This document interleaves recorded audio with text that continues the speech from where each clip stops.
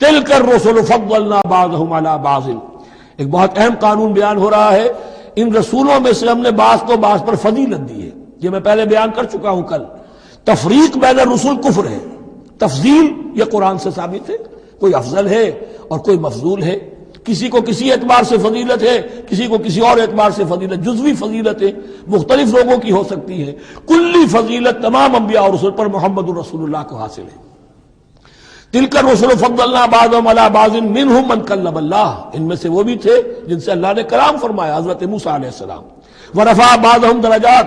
اور بعضوں کے اور کسی اعتبار سے درجات بڑھا دیے، وآتینا عیسی ابن مریم، اور ہم نے عیسیٰ ابن مریم کو البینات اور ان کی مدد فرمائی حضرت جبرائیل کے ساتھ، وَلَوْ شَاءَ اللَّهُ مَا اقْتَتَلَ الَّذِينَ مِن بَعْدِهِمْ مِن بَعْدِ مَا جَاءَتْهُمُ الْبَيِّنَاتُ، لیکن اللہ چاہتا تو یہ آپس میں نہ لڑتے جھگڑتے،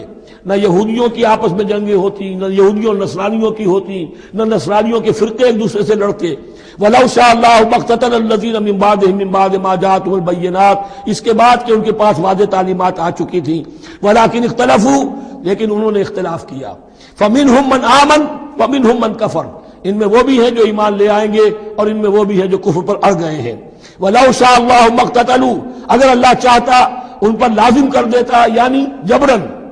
تکوینی طور پر، تو اختلاف نہ کرتے، جھگڑتے نہ، وَلَٰكِنَّ اللَّهَ يَفْعَلُ مَا يُرِيدُ، لیکن اللہ تو کرتا ہے جو چاہتا ہے۔ اللہ نے جو دنیا کو اس حکمت پر بنایا ہے کہ یہ دنیا کی زندگی آزمائش ہے، آزمائش کے لیے آزادی دی ہے، تو جو شخص غلط راستے پر جانا چاہے اسے آزادی ہے، جو صحیح راستے پر آنا چاہے اسے آزادی